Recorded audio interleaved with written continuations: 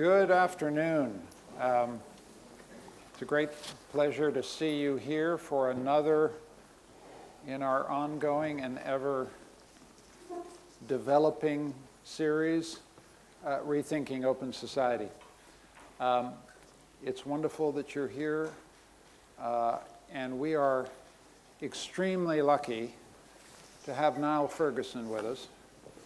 You don't need a long introduction, so I'll keep it as short as I can.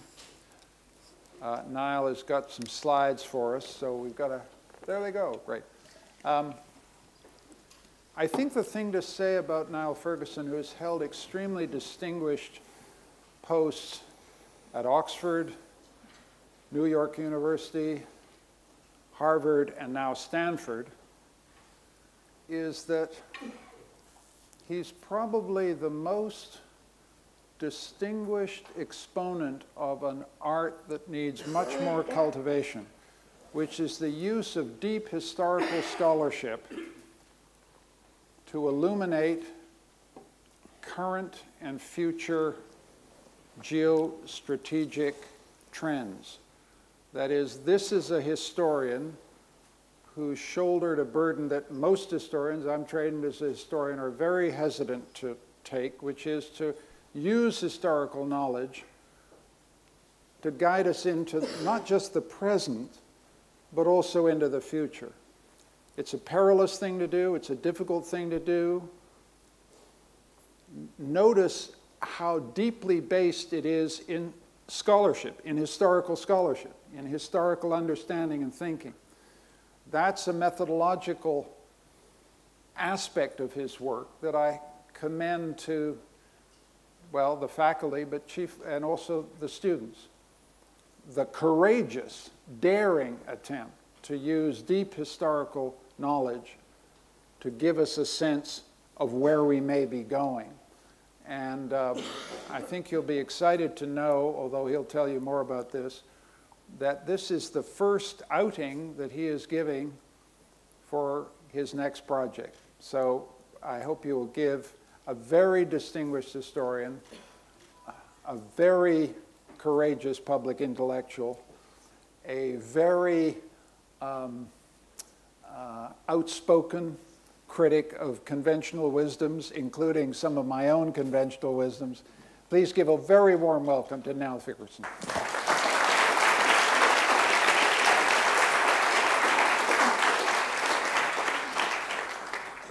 Thank you very much indeed, Michael. It's a great pleasure and an honor to be here. I was hugely excited when Michael told me that he was accepting this post. At last, I thought, I shall get invited to Budapest. Little did either of us anticipate that this university would become a kind of frontline outpost of the contemporary debate about the open society and its new enemies.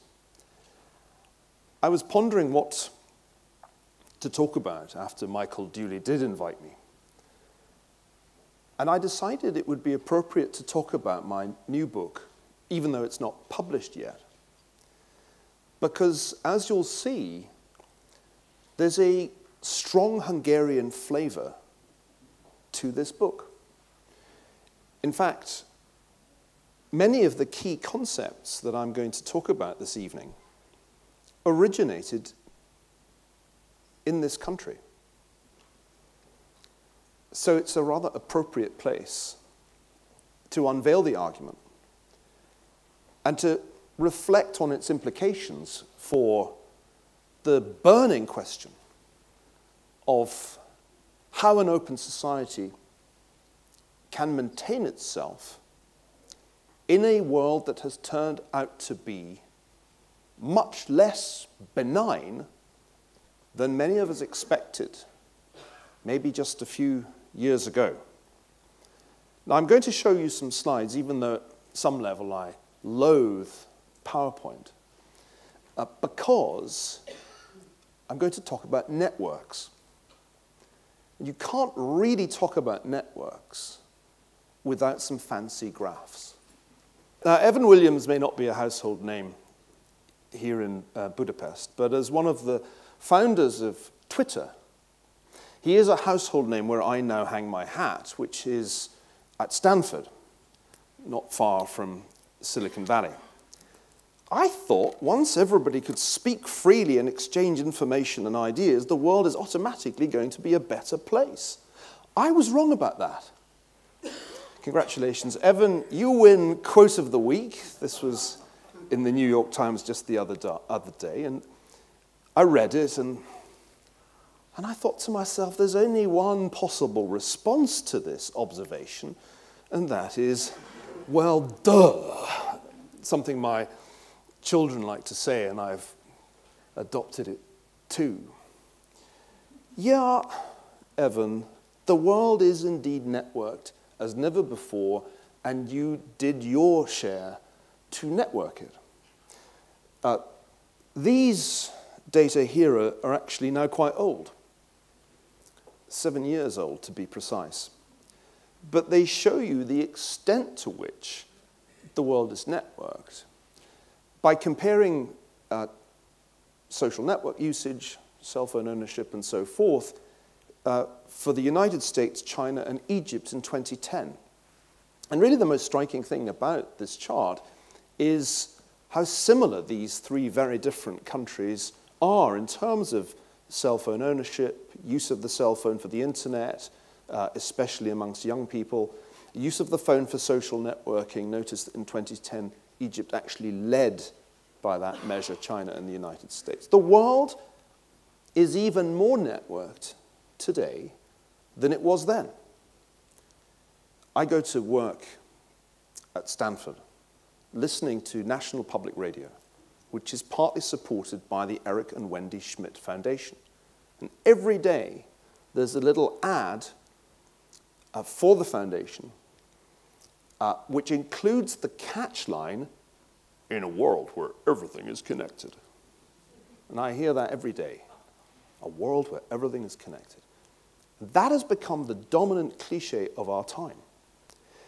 The question is not, is the world more connected than ever before? Of course it is. The question is why it didn't turn out to be that great. Why it's not totally awesome. It was supposed to be awesome. Some of the most famous things said about the internet was said by this man, John Perry Barlow, back in the glory days of open source software. Barlow authored, he actually sent it as an email from Davos, appropriately enough, the Declaration of Independence of Cyberspace. Here are some great Barlow quotes. "We are creating a world where anyone anywhere may express his or her beliefs, no matter how singular, without fear of being coerced into silence or conformity. In cyberspace, the First Amendment is a local ordinance." To go back to the 90s or even the early 2000s in Silicon Valley is to go back to a time of almost teenage utopianism. And you'll still encounter that utopianism.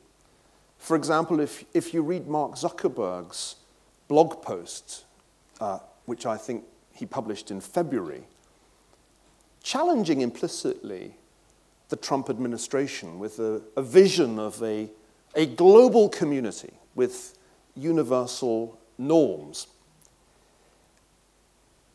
I never believed in this. I was always deeply skeptical about this vision of a world of connected netizens, all equal, all with the same rights. Well, one reason for my skepticism has to do with my education. I grew up in Scotland, in central Scotland, which is the most western part of Eastern Europe that you'll ever visit. Anybody who spent his childhood in Glasgow in the 1970s found nothing in Eastern Europe to surprise him when he went there for the first time. The alcohol abuse, the deep, bleak cynicism, the assumption that all people in authority are corrupt. All of that I grew up with. It was the way the Labour Party ran the Strathclyde Regional Council. And so when I first travelled to what was then called Eastern Europe, before Mitteleuropa's revival after 1989, I had a great many of my deepest held assumptions validated. As a teenager, I obsessively read Dostoevsky. And it's Notes from Underground that I want to quote from here. Because if Dostoevsky had been around Silicon Valley in the 1990s and had met Barlow, or if he met Zuckerberg today and he listened to, the cyber babble of the global utopia, he would say something like this.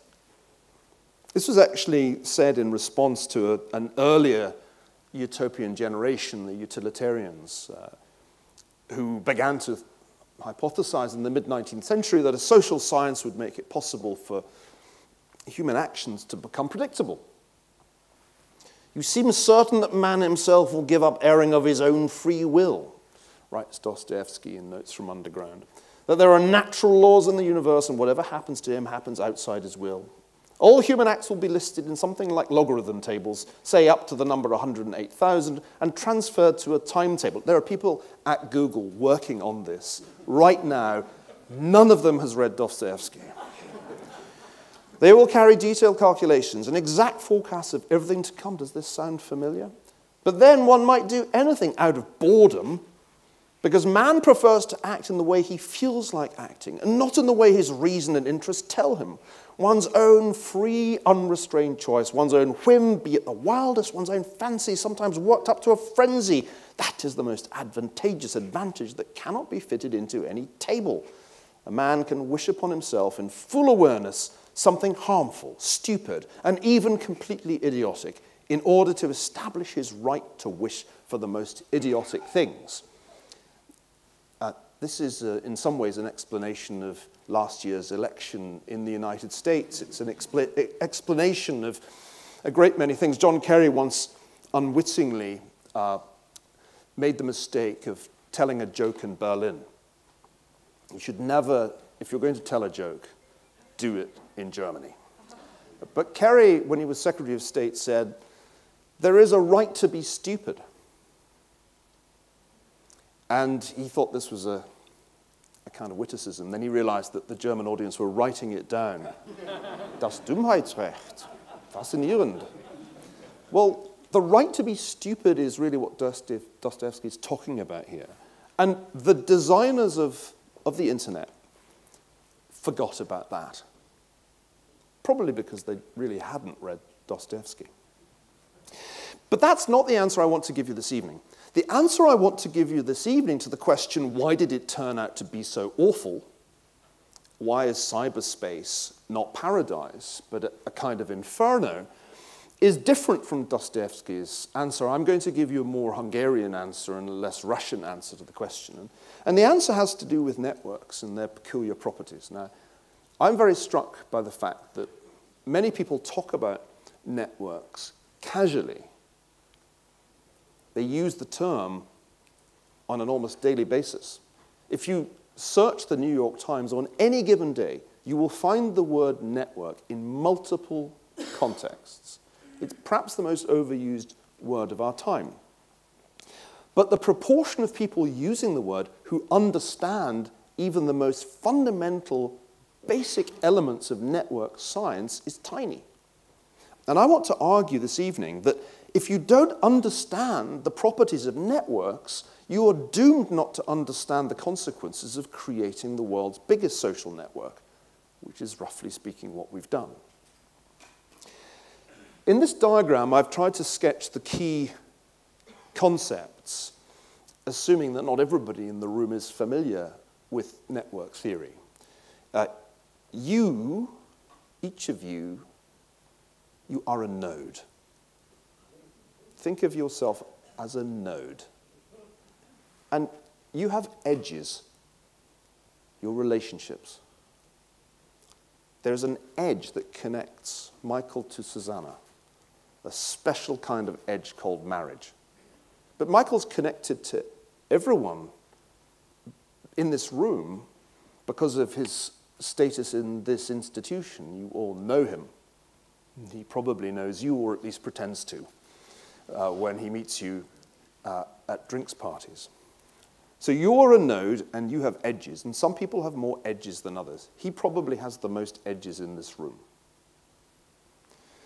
When you look at network structure, the thing to look for is which node or nodes have hub-like properties, which nodes have the highest betweenness centrality.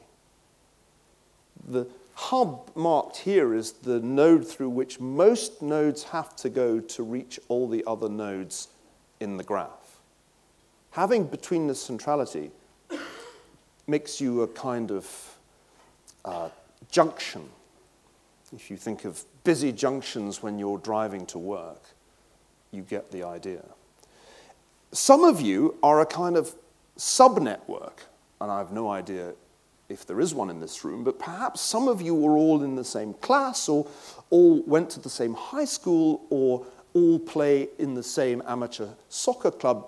You're a cluster, a group of nodes who all know one another better and more closely than the average node in this room.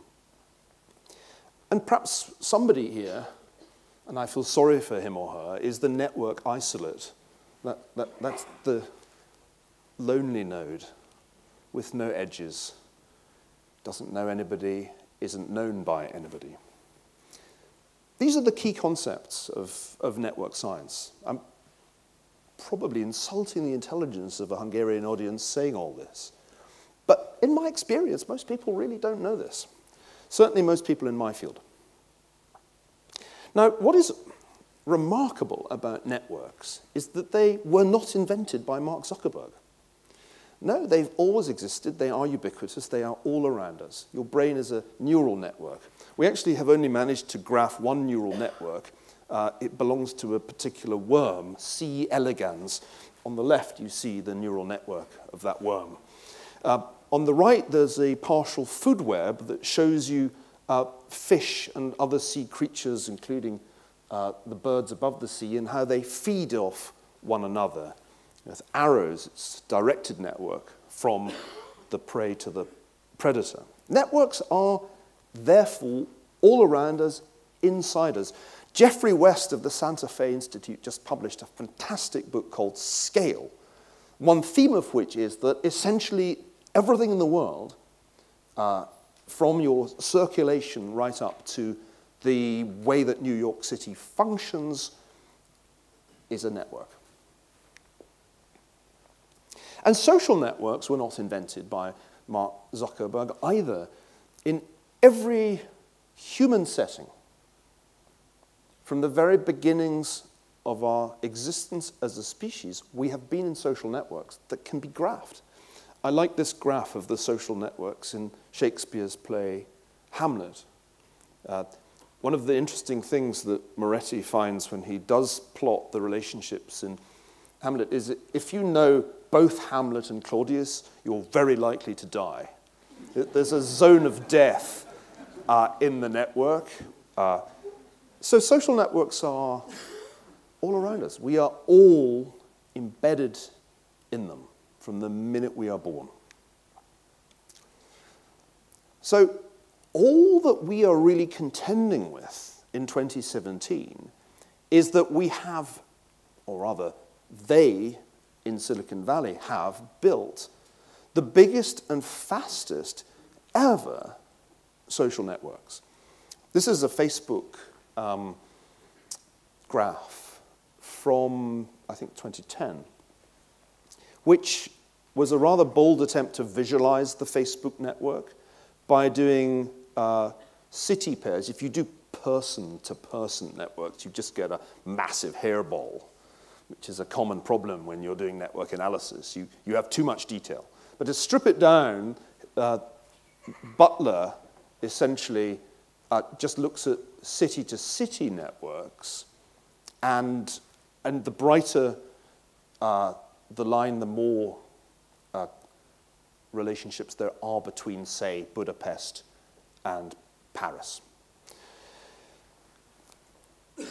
So when we say to one another, as we say over and over again, the world has never been so connected, we're right, but we don't understand what that implies.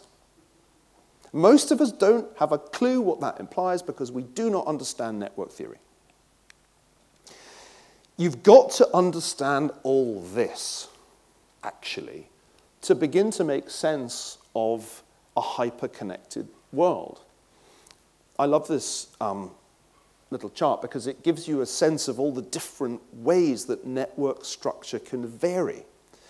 And there really isn't time to go through all the different types of networks. Suffice to say that the point of this chart is there are many different kinds of network. And you need to understand network structure to understand the properties of the network that you're in.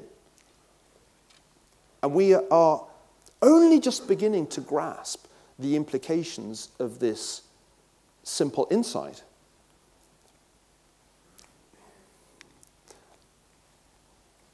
This is my attempt to distill a great many pages of sometimes quite abstruse literature so that the key insights of network theory can be available on one PowerPoint slide. You will be able to bluff convincingly on this subject with this slide alone. So there are 6 things I want to tell you. No man is an island. Right. That's an old insight. Not all nodes are equal, though. We're all interconnected, but some people are more connected than others. Some nodes have centrality. They have high degree, and others don't. Secondly, birds of a feather flock together. There's something called homophily. We hang out with people like us. In a mixed-race high school in the United States, the white kids hang out with the white kids, and the African-American kids hang out with the African-Americans. There's enormous numbers of studies that show this. Thirdly, weak ties are strong. What does that mean? Actually, a Stanford sociologist called Granovetter made the observation that if we were all just in clusters of the people we're really like, the world would be completely disintegrated. What connects the clusters are the acquaintances, the people we know slightly who are quite different from us, but we know them slightly. It turns out that those slight acquaintances are the bridges. They're the edges that bridge different clusters, connecting the world together. And the weakness is the fact that you don't know the person intimately. The strength is the fact that that one relationship, that single edge connects extraordinarily diverse, geographically distant, culturally distant communities. And this is why the world is small.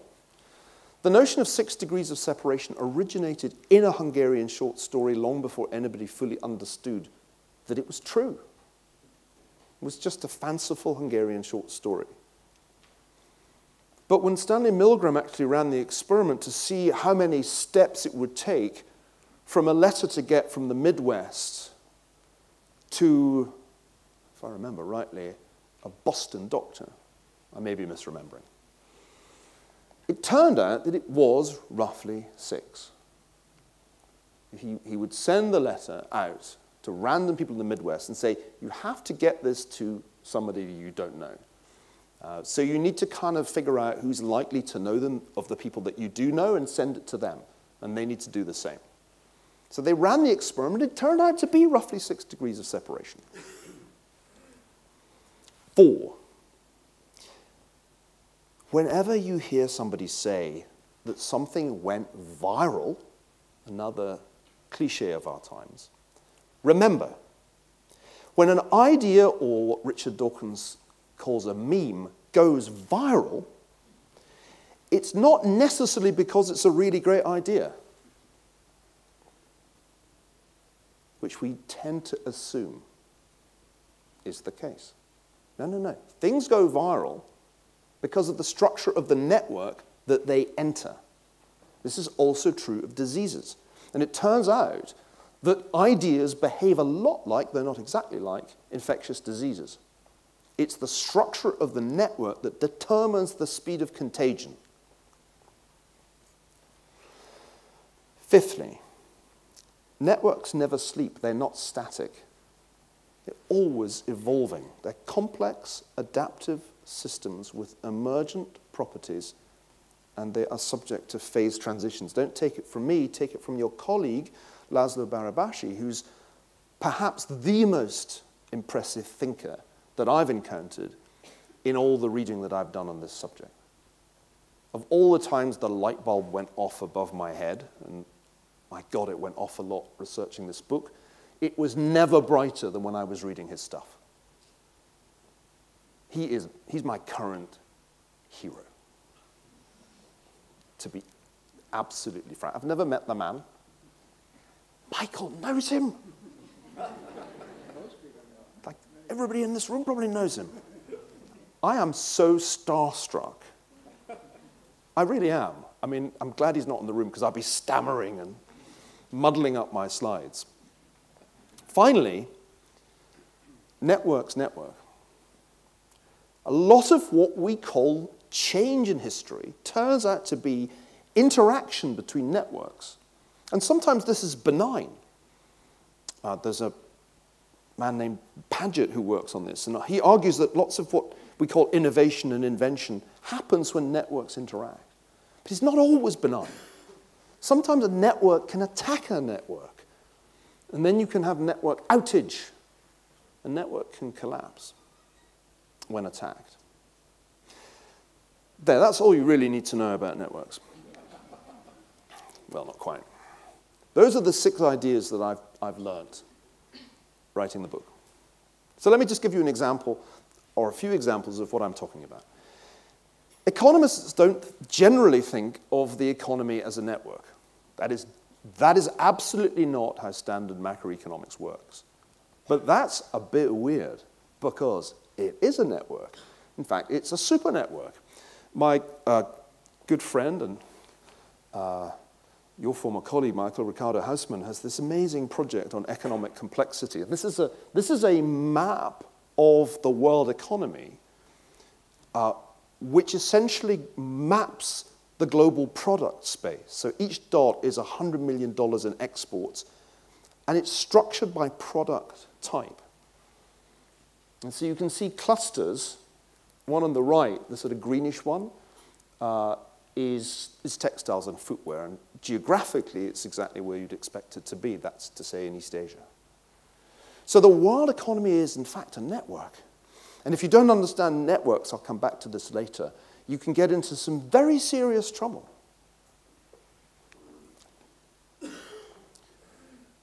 They told you you were all going to be netizens, and everybody was going to be equal in cyber utopia. They lied. Because, in fact, the network promotes massive inequality.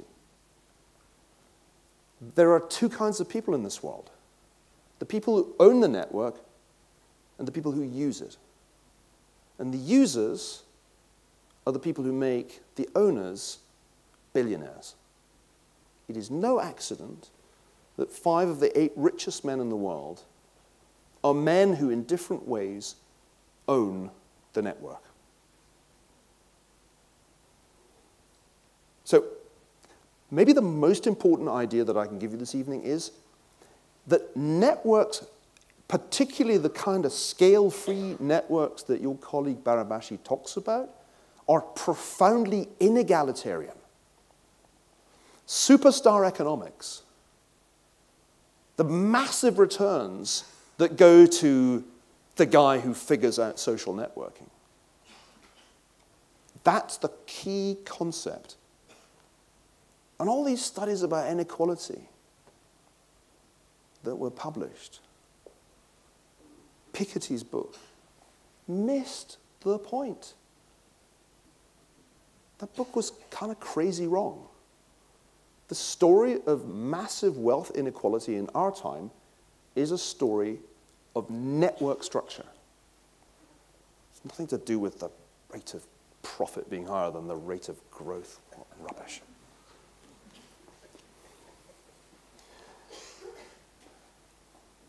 For many years, I labored under the delusion that there was a dichotomy between networks and hierarchies.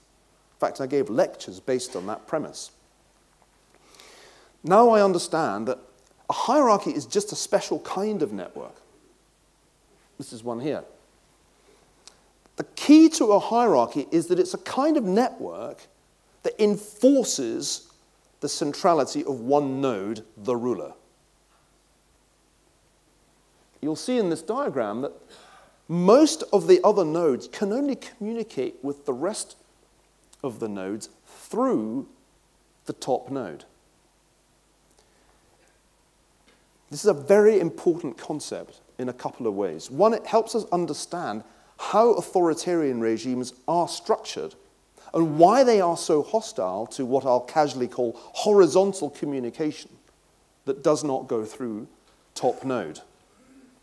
Other thing, though, that's fascinating, and this is another insight from network science, it does not take many new edges to destroy the hierarchy. The betweenness centrality can just go like that if you draw just a few lines horizontally between the other nodes. Which it also explains why hierarchical structures are insecure, often paranoid. They're right to be. They're right to be. Now, let me explain what the book is about. The book is a history book that takes the concepts that I've discussed with you here and it just applies them to the past. And I'm going to tell you a story about the past that essentially exploits the insights of network science, which I don't think anybody's done before. And the key concept, which is summed up here with this lovely picture from Siena, is that most of history is characterized by hierarchies dominating informal networks. Those special networks, the one I showed you a minute ago, the pyramidal structure, are the dominant network in the realm of government, but also economics, most of history. But in two eras, that was not true. In two eras, partly though not solely because of technology, the hierarchies were challenged by new dynamic networks that were characterized by high levels of contagion. Now, in order to have a proper discussion, I'm going to rattle through my story and then reflect on what it implies. Phase one starts in the late 15th century. Phase two, or era two, starts in the 1970s. So we are in the second great era of connectedness, of network revolution. It's the printing press on one side, it's the personal computer or smartphone on the other side. And what can we learn from studying that first era? I love a young audience. Being very good. Keep it together. So, Luther's printing press at first seemed like a terrific way to achieve reform of the somewhat, indeed very corrupt, Roman Catholic hierarchy. Oops. In fact, what happened was a Pandora's box had been opened, and Europe was plunged into more than 100 years of religious conflict, some of it staggeringly violent. And all attempts to stamp out the Reformation by violence failed, because Protestantism in all its varying brands, was a very, very resilient network. Here's an example of what I'm talking about. The English Protestant network came under ferocious attack in the 1550s. Many leading Protestants were executed, usually burnt at the stake. But even when you took out a crucial node like John Bradford and disrupted the Protestant network, and you can see the disruption, this is before and after his execution. After his execution, all the white-colored nodes are disconnected and have no other way of connecting to the black-colored nodes. So you could really attack these networks and take out the key nodes, but it didn't suffice. You couldn't kill it.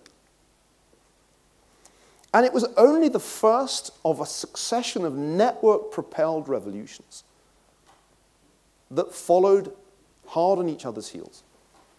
The story of the Enlightenment, as some fantastic research at Stanford shows, is a story of correspondence networks. This is the Scottish Enlightenment's correspondence network based on the Stanford database. The Republic of Letters existed, and although it was quite nationally segmented, people mostly wrote to relatively nearby philosophes, it nevertheless became a transatlantic network. The American Revolution was a networked revolution. When you do a careful network analysis of the people who led the revolution in Boston in the 1770s, it turns out that there were two crucial people. The hubs were Paul Revere and Joseph Warren. Paul Revere is famous for his ride. But this wonderful paper by a man named Han shows that the reason his ride was significant was because he was a believable person. There was another rider who went the same route, but nobody really knew who he was, so they didn't really believe him. But when Paul Revere told you that the redcoats were coming, it was Paul Revere. And Paul Revere knew everybody. You can actually prove this mathematically by calculating the effect on network density of taking him out, which is, of course, what George III should have done if he'd really been the hard ass that the revolutionaries claimed. But he was far too nice. When you start studying networks historically, of course, it turns out that there's a surprising side to the story. That the networks of the Enlightenment were not quite networks of theorists exchanging philosophical ideas. They were also networks of Freemasons. And Freemasonry was actually one of the most important institutions of the 18th century Enlightenment, and a surprisingly large number of the founding fathers, including George Washington, were Masons.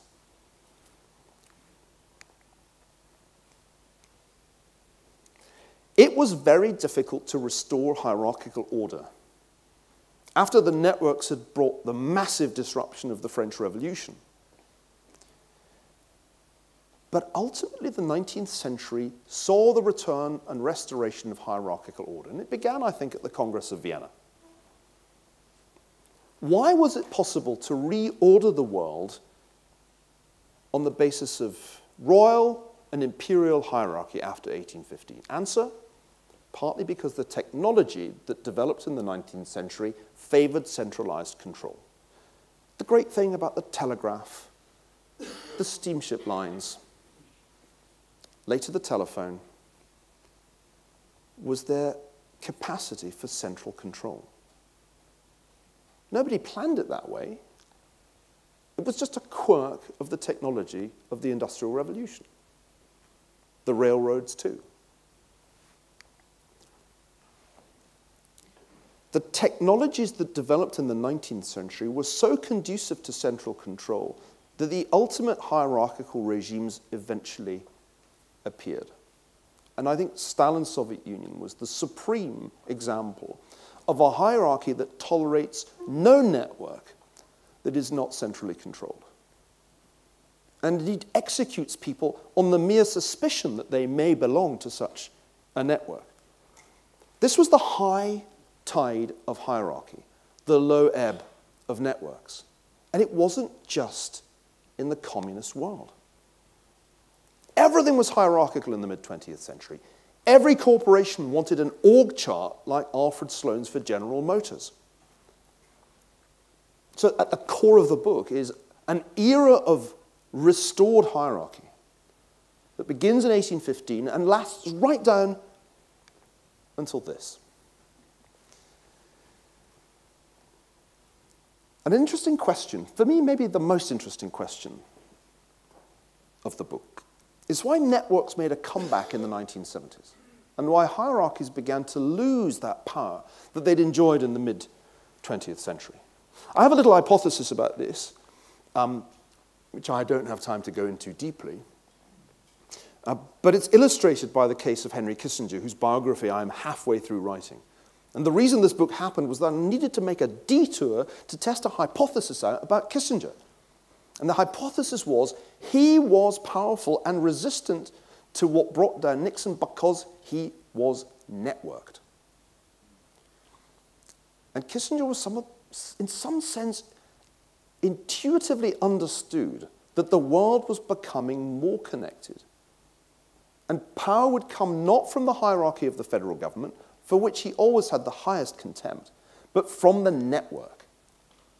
And this is one of a number of diagrams that I've been producing to try to show that Kissinger was within and also outside the federal government the supreme networker, the most important figure after Nixon, according to all the other members of the Nixon and Ford governments. That's what that chart shows. Now this leads me to a hypothesis, which is that Silicon Valley happened not because the technology happened. The technology happened because the hierarchy was weak. Beginning with ARPANET, everything that happens in Silicon Valley happens because the Department of Defense can't really and doesn't really want to control the innovation that's happening in California. They just let it rip. So the causation is not what you expect. It's not the microchip led to the networked age. No, a networked age had begun before the innovations had really begun to change the world. There was a Soviet internet, you know. There was an institute in Kiev which was supposed to build the Soviet network of computers. And the story of why it failed, almost pathetically, is a crucial story in the book. The Soviet Union was still too hierarchical. It couldn't let it go. In the US, they just let it happen. They essentially delegated the innovation to people like Jobs and Gates. One reason that I don't think technology is the key to this story is that the networks that overthrew the Soviet order were not technologically sophisticated. You did not need complex technology to run solidarity. Oza's work on what happened in Poland is fascinating because Oza shows that solidarity was just one of a whole range of different social networks in civil society in Poland. And it became the hub, but it was the hub within a network of social relationships hostile to the regime.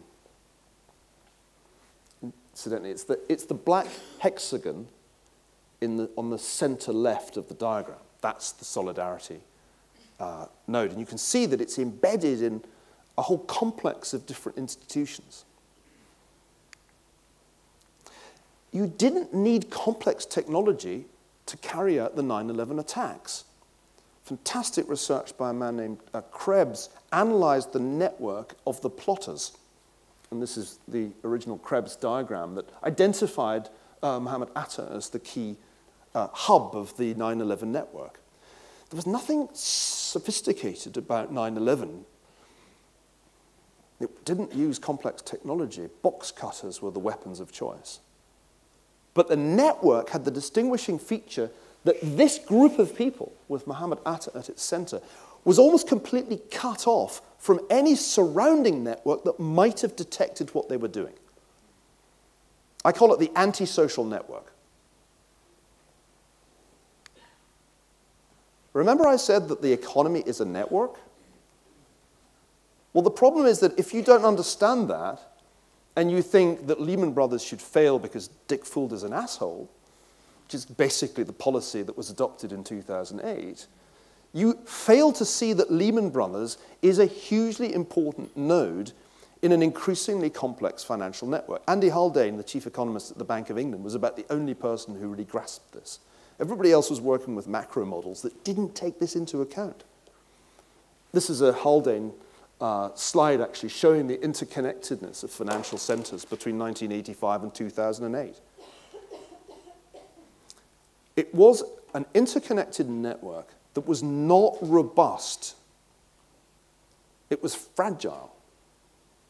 And the removal of Lehman Brothers caused a far greater cascade than anybody at the Federal Reserve or the US Treasury imagined. So let me bring you up to date and conclude. 10 years ago, the financial world was where we all are now. The financial world got connected first because it could do it when it was expensive. In the intervening 10 years, we all have become as interconnected as the banks were 10 years ago. Thanks, in large measure, but not exclusively, to Facebook. It was all supposed to be awesome. We were all going to be netizens, and we were all going to support free expression and vote for the netizen of the year. Oh dear. We'd forgotten. It's all about the network structure. I love this cartoon. It's a kind of Silicon Valley in-joke cartoon.